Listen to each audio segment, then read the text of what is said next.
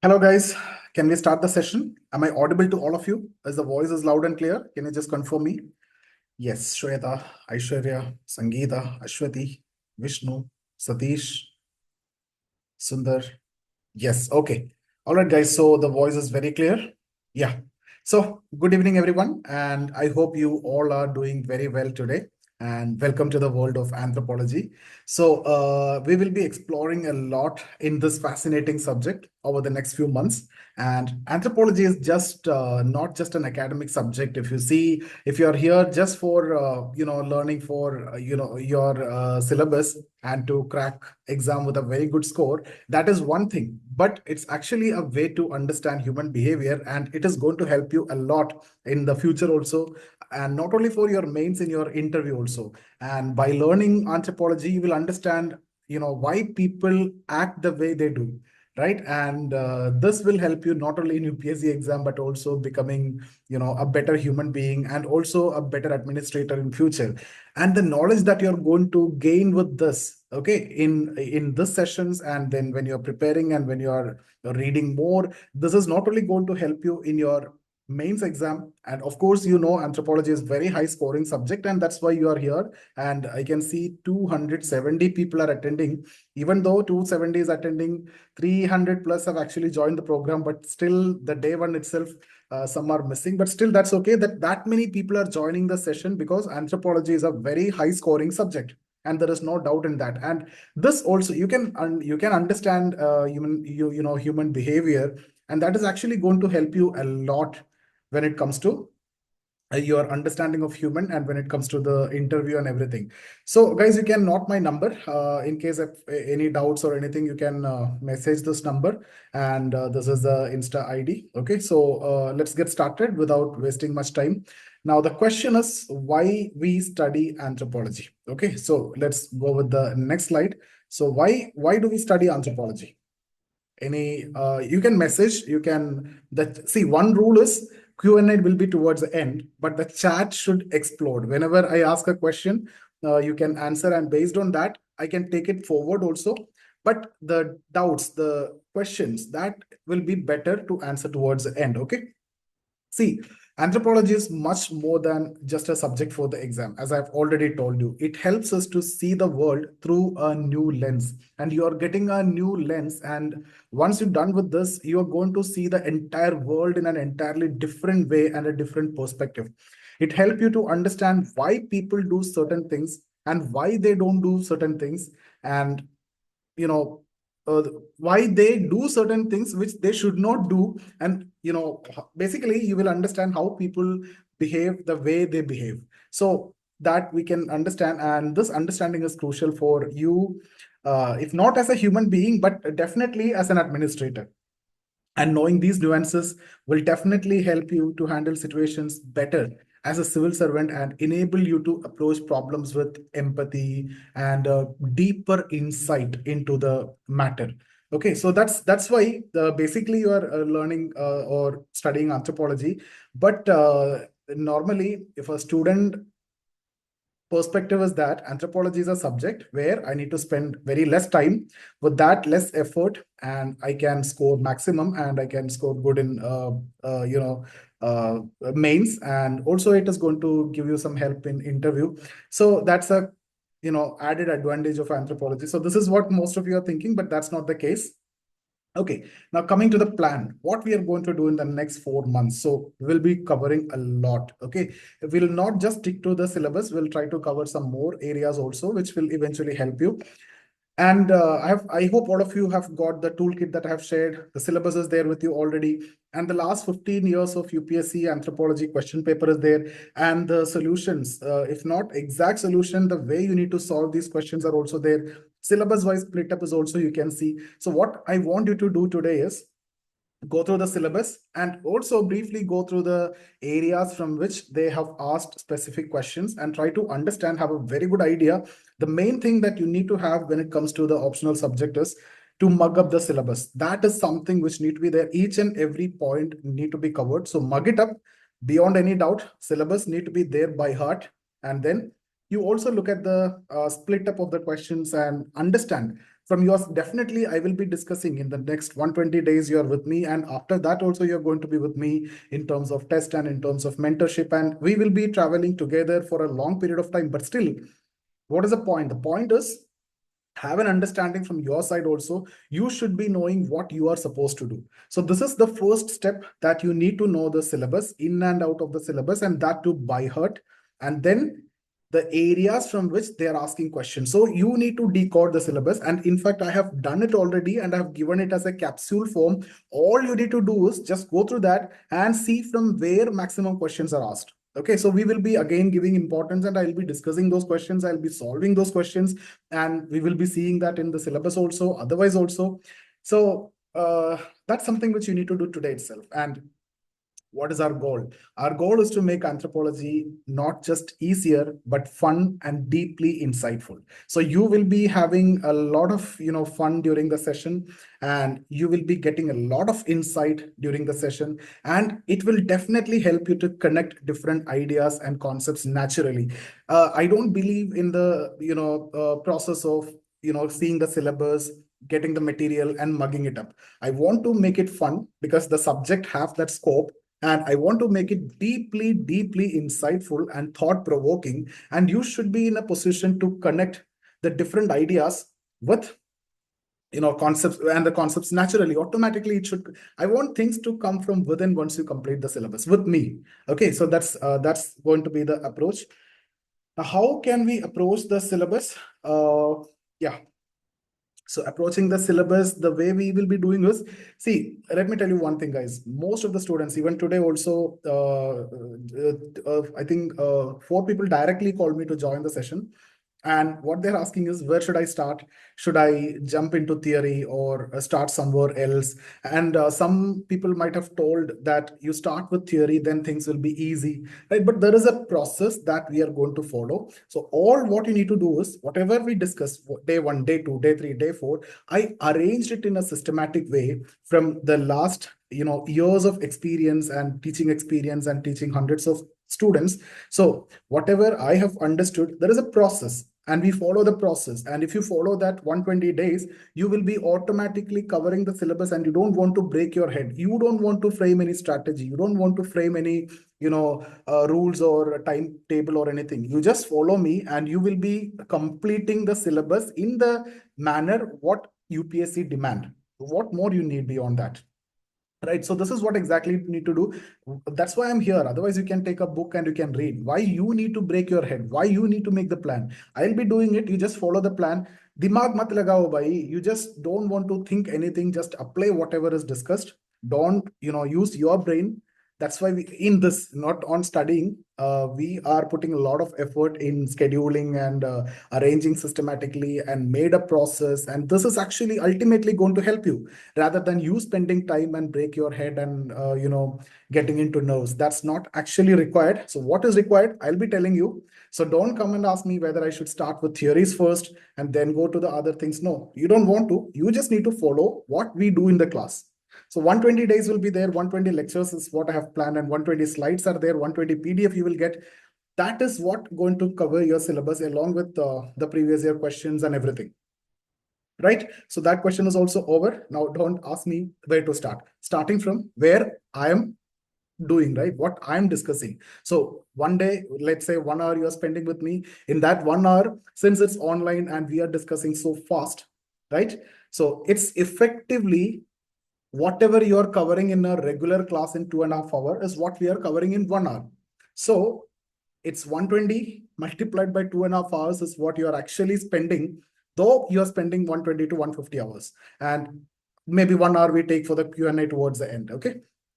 So what I want is, I completely recommend you to follow the sequence that I have designed, and that's the process you need to follow. And it will definitely help you to understand the subject thoroughly, and it will help you to avoid getting lost in between.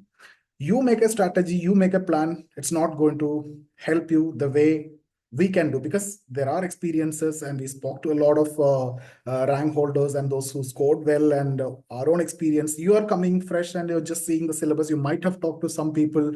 Some of you might have talked to the toppers. Some of you might have got the logic and guidance from those who have not even cleared the mains also. So don't make your plan, especially when it comes to the optional, and you don't want to take that risk. And why you are paying to me? You have paid this much, right? And I should be delivering the value for that. So I will be working for you for this part. Only thing that you need to do is just study, apply the concepts, and don't apply brain. Okay, don't apply your brain. Dimag mat lagao bhai. That's what. Do it whatever we say. Okay. So this will approach will definitely help you to build your knowledge step by step, and will make complex ideas easier to grasp and apply it in the real world also. Okay, now let's move on to the subject. So what is anthropology? So yeah, who want to answer this question? What is anthropology? Those who have attended the previous session of from my side, or yeah, those who are repeating the session, or those who have already attended the session from other mentors. Anyone who want to make a comment on this, you can see. I told you chat should explode, guys. Come on. Yeah, I'm getting a lot of definitions. Okay, now let's don't waste time. We'll move on to this. Anthropology is a systematic and scientific study of humans. It covers everything from our evolution, biology, society, and even language. So it covers our evolution, the biology part, the societal part, and the language and everything. And anthropology is not just about the past. It has deep relevance in our daily lives today. And we will learn about how this discipline helps us understand human diversity, culture, and behavior across different contexts. So what we are going to learn in these sessions is basically we'll try to understand the diversity, cultural diversity, human diversity, and the human behavior across different contexts. Okay, so understanding human nature in depth will make you more effective as a future administrator. So how studying anthropology is going to help you not only in scoring good in mains, not only getting an added advantage in interview, but also to make you a good human being, and more than that, a good administrator once you crack the exam. So the next is let's look at the branches of anthropology. Guys, I'm moving a little faster because I want to be more productive, and see what you will be getting the videos. So there are some people who will take some less time to understand. There are some people who feel that this is also slow. So I want to, and I told you a number of students who are attending, a number of people who are attending the videos. So since you are getting the videos, if you have any problem with the speed, you have the option to watch it at 1.25, 1.5 also. Okay, so that option you can use. So that's how. Otherwise, I don't want to. Normally, I'm a person who value the per hour productivity a lot.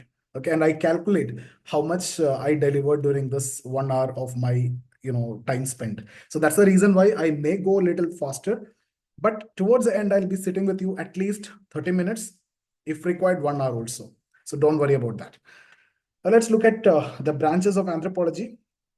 Anthropology is divided into four major branches. What are they? Social cultural anthropology, biological anthropology, linguistic anthropology, and archaeological anthropology.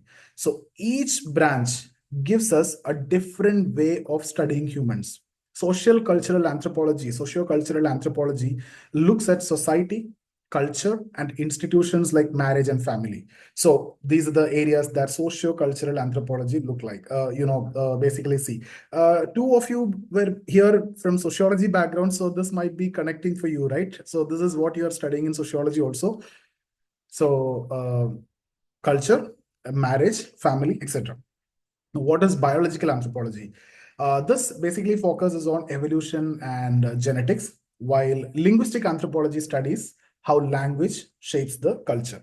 So lastly, what is archaeological anthropology explores? What they will do is ancient civilizations through the artifacts they left behind. Okay, class session long. Okay. So that's about the branches of anthropology. If I want to quickly discuss, and what's the next, we can go with one by one. So if you see here, socio-cultural anthropology, this branch is similar to sociology.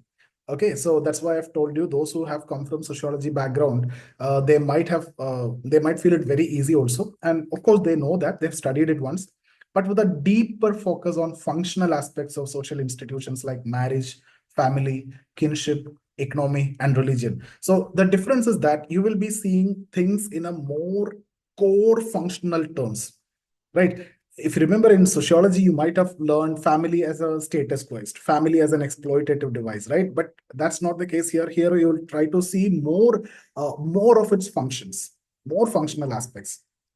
You might have studied about Malinowski, Radcliffe Brown, etc. That we will discuss here also anyway.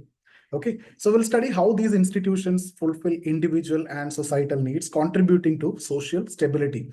So how these social institutions ensures a function in society and thereby maintaining social stability is what we are actually going to focus on. So society is basically based on certain elements, and these are certain elements, and each of these are fulfilling certain functions.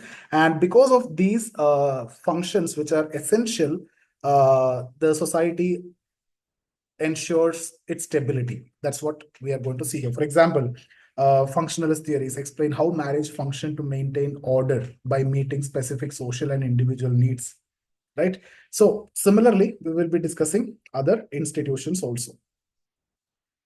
Okay, now comes to biological anthropology. So biological anthropology focuses on the evolution of humans from early ancestors to modern Homo sapiens. So we will explore how humans have biologically adapted over time, comparing our evolution with that of primates like chimpanzees and gorillas. And this will help us understand the biological difference and similarities between humans and other species, especially in terms of anatomy, behavior, and the genetics. Okay, so that's what about biological anthropology, guys.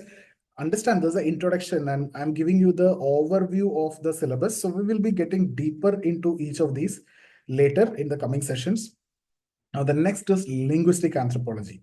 So, you see, language is the backbone of cultural transmission, right? And in linguistic anthropology, what we study is we study language and how language shape the and reflect the cultural practices. For example, if I need to give an example, different languages carry unique cultural knowledge, which is why many endangered languages are being preserved. Okay, so language basically help to pass down tradition from one generation to the next, shaping cultural identity and connecting people. So the role of language, one of the most important role of language is to maintain that cultural identity also, and that eventually help to connect people.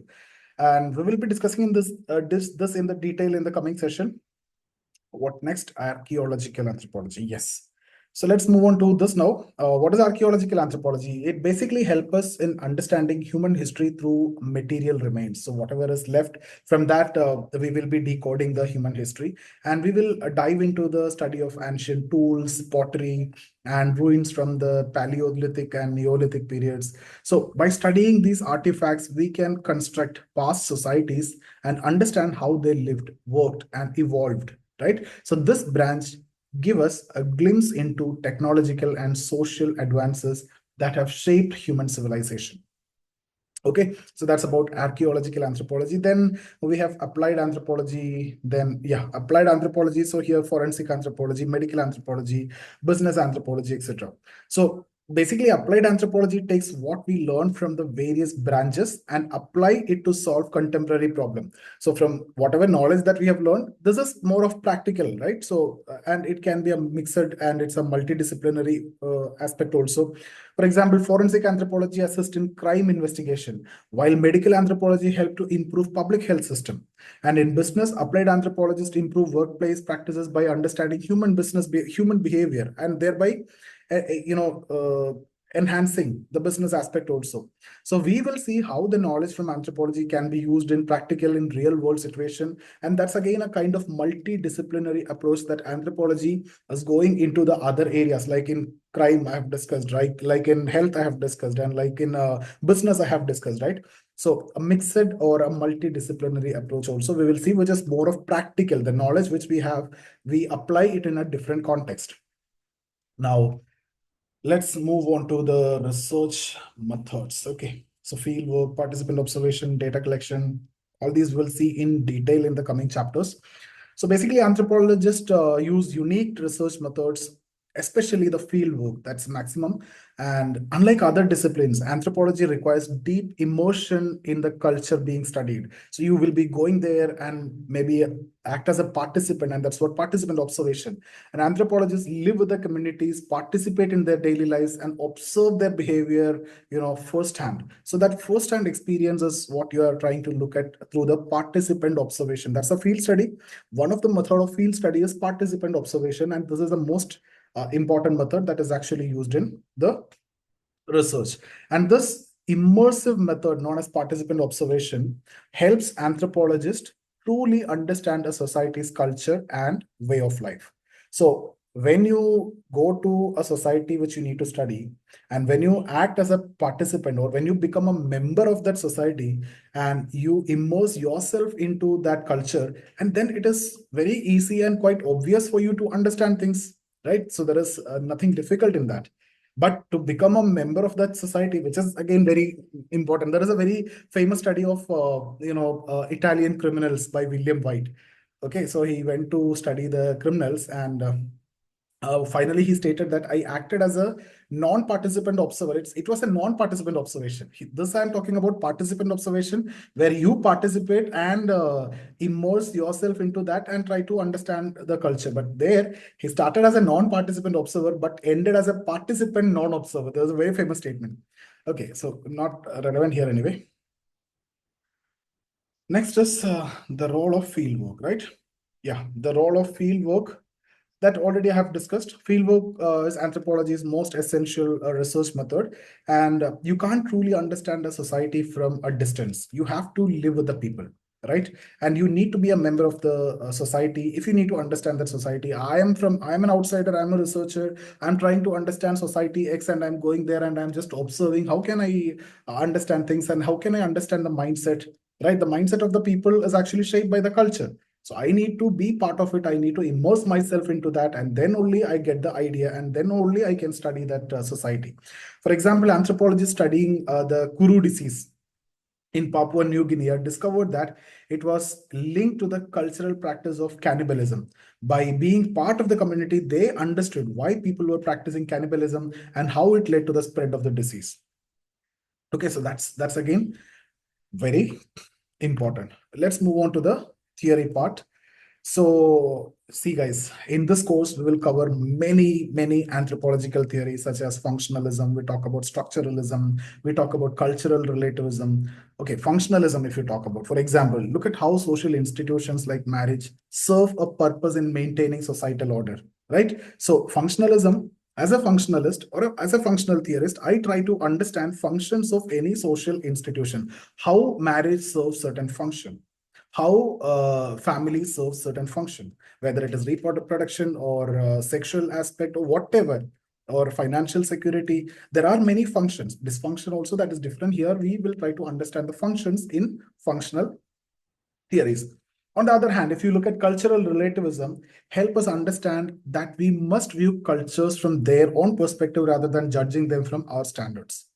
You might be from an urban area, and if you try to judge a person from rural area in your standard, how that understanding will be correct? You will be biased. So that lead to personal biases, and that's a very subjective understanding, and that's not at all acceptable. So cultural relativism, you need to see things in that perspective. If you're studying X, you need to understand their culture and situations. See, someone from abroad coming to India and trying to caste system in India, how that understanding will be? What do you think? The same, because that's not a system which is not even known to the outsiders. So when we practice, and even we cannot understand the intricacies and the complexities within the caste system. So how someone else can do that? Right. So you need to come here, you need to immerse yourself into that society, understand the culture, and then study. So that's again very important. That's what cultural relativism is all about. Then structuralism, underlying patterns in cultural system, we'll try to analyze. Let's move on to race and ethnicity. So in anthropology, basically race is seen as social construct rather than a biological fact. So we will examine how societies categorize people based on race and ethnicity and how this affects social dynamics. Racism and discrimination are products of these social constructs. We will also explore how different societies define and perceive race and how this shapes power dynamics. So that's again a very significant aspect that we need to cover. And then comes the gender and sexual equality. So when it comes to gender and sexual equality, sorry, I'm talking about, I got another person here. Sorry guys, gender and sexuality. Okay, so gender is not just a biological reality, right? So when we talk about sex, sex is biological, and by birth it is decided, right? But gender is something which is socially constructed. Okay, so male or female, that is what sex, that is biological. But when we talk about gender, there is some value which are attached, which are related to preference, non-preference, desirability, undesirability, rejection. Okay, all these are there. Okay, so it is deeply influenced by culture, the gender aspect, if you see. It's not biological. And Margaret Mead's famous research in Samoa actually challenged the idea that adolescence in university, adolescence is universally stressful, showing instead that the cultural context plays a huge role in shaping the behavior. Okay, so if you talk about, say, see, you might have seen the application forms. What should be there in the forms? Is it sex or gender? You might have seen gender also. So gender is something which is culturally constructed. Sex is biological. So something there, biological differences are natural. But when you impose certain values to these biological differences, now what are the values? Female, male, I attach value, preferability, rejection, desirability, undesirability, superiority, inferiority. Now this become a kind of discrimination, and that becomes socially constructed. A kind of ranking will be there, kind of rewarding will be there. So sex becomes gender, and which is socially constructed. Okay, so we will be studying how gender roles vary across societies and how culture shapes ideas of masculinity, femininity, and sexuality. So that's what we are. There's a very interesting chapter, and you will be getting one essay also in your GS, definitely related to women, and you should be in a position to market it very. See, guys, very. I always tell this to my students. You have two ways to market your essay. You can use Mahatma Gandhi and women to market your essays. Okay, so two people at any cost, you should be, even if you're a woman, I am telling this because the examiner don't know whether you are a woman or a, female or a male, right? So you should be, you are a person X, irrespective of gender, but you should be in a position to market Mahatma Gandhi, women in the exam at any cost. Okay, next is kinship systems. Okay, so in kinship system, or kinship systems are foundational to how societies are organized. So what is the backbone of any society? An individual forms family forms a kinship system, and multiple kinship system form the society. So individual, family, number of families, kinship, right? The relatives and other families, that forms the society. So that's the backbone of how societies are organized. Now, anthropologists study family structure, marriage, customs, and systems of descent. Okay, there is a concept of lineage and descent. Descent means, I'm talking about, lineage means the ancestorship. Descent again, also the ancestorship, we'll be discussing in detail, helping us understand how people are connected within a society. Guys, next level of lineage is descent. Lineage means I I'm coming from a line, right? My father, my father's father. So that is what lineage. Father, father's father, his father.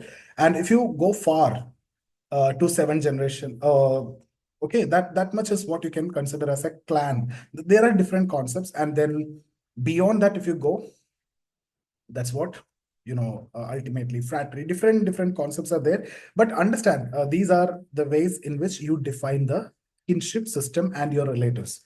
So some of the relatives are very close to you, like your father's brother, his sons and daughters, your cousins, very close. But if your father's brother and his other brothers, no, right? So that's how you define the kins, you define the relations, and you define the priorities. So these we will be discussing. Lineage means line in which you inherit either your identity or your property. Okay. So, all right. So what we were talking about. Uh, Yeah, so it will actually help us. Anthropologists study family structure, marriage, customs, and systems of descent, and which help us understand how people are connected within a society. So we will learn how difficult how different cultures organize these relationship, and what kinship system tell us about social structure and hierarchy. Correct? Okay. Now, economic anthropology. Now, coming to economic anthropology, so we need to discuss here. Yeah, basically, if you see economic anthropology, these looks at how societies meet their material needs, right? So, for any society to survive, the material aspect or the economic system is necessary. So how society gather the resources, which is very important, from hunting, gathering to settled agriculture. We will explore various subsistence strategies and how they influence the social structure. We'll also study the economic system of different cultures, such as barter system, the trade, okay, and the impact of globalization and local economies. So how societies mobilize their resource, how economic system function, how the material resources are distributed, what are the different setups which has been followed, and what are the evolution, and everything will be discussed here. And then comes to political anthropology. So what we will be seeing here. So in political anthropology, we study how societies organize power, governance, and conflict resolution. So leadership will discuss, political movements will discuss, social revolutions are central themes here. Okay, so all these areas we will cover, and we will learn how different societies maintain power, how they resolve conflict, and how people challenge authority. And this is essential for understanding political dynamics both in ancient and modern context. Okay, so that's about the political anthropology that we need to discuss, and not difficult again. What next? Next slide is religion and the belief system. Very interesting area that we need to cover. Okay, so religion and belief system. Religion play a very central role in shaping the way people live and interact. In anthropology, we basically study religious practices, we study the rituals and myths to understand how they influence social life. So religion helps maintain social order by providing moral guidelines and explaining the mysteries of life. We'll explore how belief systems vary, and what they reveal about the societies that practice them, how religion came into existence, what are the different beliefs, what are the different practices, what are the different rituals, what are the different myths. So all these things will be covering, an interesting, not a difficult area again, very easy, and I'll try, I'm sure, and I'll try my best, and I'll make it very simple. In fact, all the chapters, guys, don't worry about don't worry about anthropology. Leave it to me, and that you will understand in the next. Don't want 120 days for that. Another 20 days, you will understand that. Okay, so you are in the safe hands. Don't worry. Art and material culture. Okay, so art is a very powerful way to express culture. Okay, so very important for us. In anthropology, we study art forms like music, dance, and craftsmanship. These basically reflect the cultural values and beliefs. Okay, so that's why that's going to be very important for us. And material culture, basically the objects made by humans, gives us insights into their daily lives, beliefs, and technological advances. So that's the reason why studying material culture is also very important. Okay, so we study the art forms, we study the music, dance, and craftsmanship, etc., and the material culture that will actually help you to understand how things have evolved, objects made by humans will tell us the developments also, the technological advancements also. Okay, so whether it's pottery from ancient civilization or modern art, these creations tell stories about human experiences. Very significant and important again. Now, what next? Food and culture. So again, food is more than just a substance. It's a reflection of identity, reflection of culture, tradition, very, very important. So how can we avoid food, right? So we in anthropology, we study how cuisines and dietary practices shape and are shaped by cultural beliefs and social status. So how certain areas and certain people and certain communities have certain cuisine or certain kind of food, and why North Indian food and South Indian food is different. Why dosha, idli in North India and South India and not there in North India, and all those varieties and different food habits and the culture we will be studying here. So we will explore how globalization affects traditional food practices and how food is tied to cultural continuity and change. Okay, so that's the next part. And what about the next slide that is related to medical anthropology? So when it comes to medical anthropology, here we'll basically look at how different cultures perceive health, illness, and healing. Yes, Varun. Yeah, I'll answer your questions. Can we keep it towards the end? It will be better so that let me complete it. Yeah, it can make disturbance in between otherwise. So let me complete this and then towards the end. So those who have understood completely, they don't want to waste their time in when I'm sitting for answering the questions, right? So that's the idea. That's the advantage also that we are getting in the online session. So we need to ensure maximum productivity when you are spending time here. Even I also want to do the same. All right, okay. So I'll keep it towards the end. We'll be definitely sitting here for another minimum 30 minutes after the session, guys. Don't worry. So we were talking about medical anthropology. So we'll look at how difficult or different cultures perceive health and how they see different kind of illness and the healing procedures and everything. So traditional healing system like Ayurveda, okay, shamanism, see, these offer basically contrast to modern biomedicine. So we will try to understand that.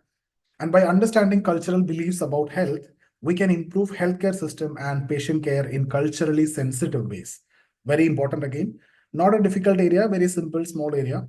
Next is environmental anthropology. So environmental anthropology studies how human societies interact with their environment. So we will explore how cultures adapt to different ecosystem and how they manage resources, indigenous knowledge system in particular. Okay, so when it comes to the way they have managed the resources, that is going to give you some again idea about their cultural practices and everything. So indigenous knowledge system and especially offer valuable insight into sustainable practices and in particular or more importantly in the face of global challenges like climate change. So when we are suffering with climate change issues and other things, this is going to give you a lot of understanding. Okay, now comes urban anthropology. So urban anthropology focuses on life in cities. So we will study how migration, globalization, and urbanization shape human behavior. So with cities growing rapidly worldwide, understanding how people adapt to urban life and the challenges they face is very, very critical. So cities are emerging, urbanization everywhere, and we'll also look at how urban environments influence social and cultural practices. All right. Now, what next? Digital anthropology, the need of the time, right? So digital world is an emerging field in anthropology, especially AI and everything is coming now.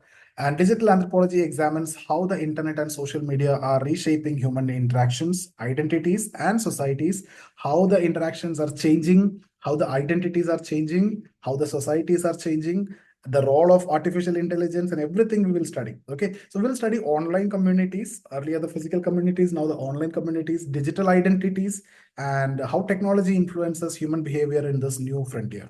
All these are what we are going to do. Now, what is next is anthropology of globalization. Yes, globalization, urbanization we discussed. Okay, globalization now. Globalization again has a profound impact on cultures around the world. So the cultural mixing have happened. So now the globe is completely united, especially after the technological advancements, and people are connected online across the length and breadth of the world. So cultural mixing is actually happening. So we will study how global flows of goods and ideas and people are transforming local cultures and how individuals and societies respond to these changes. So globalization is both a unifying and diversifying force, and anthropology helps us understand its complex effects. Now, next is ethics in anthropology. Okay, so we will be discussing this. So these are the areas that we will be covering in detail. So ethics is again very crucial in anthropology, not the one which you are studying in GS. So we'll be seeing it in a different perspective, especially when working with human subjects, right? So you're dealing with human subjects, so ethics is something which is very important. Anthropologists must respect the dignity and rights of people they study. So we will discuss the importance of informed consent, ethical research practices, and how to balance cultural relativism with advocacy for human rights. And guys, remember, this is actually going to help you when it comes to your GS paper ethics also to some extent. Not exactly what you want to study will be studied here. This is just a portion where we will be discussing more insights into that paper. Okay, so you'll get very good knowledge about that. Now comes the human rights and anthropology. Okay, so anthropologists often work to promote human rights, particularly in the context of marginalized group. Whether advocating for indigenous rights or gender equality, anthropology helps us navigate the balance between respecting cultural diversity and advocating for universal human rights, right? So now I think this is all about the PPTs that we have prepared. So what we are going to do now from tomorrow, guys, how many of you are now excited that we are going to see an entirely different subject from tomorrow? We're going to have huge and in-depth understanding of the subject, and that is going to help you a lot as a person and to score marks also. Okay, so we continue this journey into anthropology, and remember, this is not just about passing exam. Okay, this is what I want to tell you always. Anthropology will help you understand humanity in all its complexity. It allow you to become a more compassionate and effective administrator in future. So let's move forward with curiosity, empathy, and deep commitment to understand the human diversity. So whatever you have seen in the slides, each and every points we will be covering in the next 120 days, and you will be having a very clearer and deeper understanding. So I think the introductory session is complete, guys. Now I'll be giving you 30 minutes of time. That's what the time I am giving you. And then even after that also, whatever questions and doubts you have, I'll be still staying here, and I'll be able to answer your questions without any doubts. Okay. So yes, Sandosh, you can, yeah, I can unmute also, guys. Okay, just 1 minute. Let me stop the recording, and because I need to upload this video to the drive so that doubts are separate. So that will take a lot of time if I add the doubts also in the video. So you will be getting the video without this doubt clearing part. So I hope you understood why I kept the doubts towards the end, right? Because I don't want to get disturbance in between, because this video, some people will come just to watch the video. So in between, there should not be any disturbance. And they see, I told you how I manage my time. I'm very, very concerned about the per hour. I calculate how much I earned in 1 hour, how much productivity I had, how much I delivered in 1 hour, and everything I calculate. So I want, and I'm expecting some of you at least will do that. So that's why I'll just stop recording this, and then yeah, Satish, I'll unmute all of you also. Whoever want to speak, you can just raise your hands. I'll unmute each one of you. I'll listen to you. Others also will listen to you, and I'll clarify your doubts. Well, that sounds fine. Perfect. Okay. So just 1 minute, guys. Let me stop recording.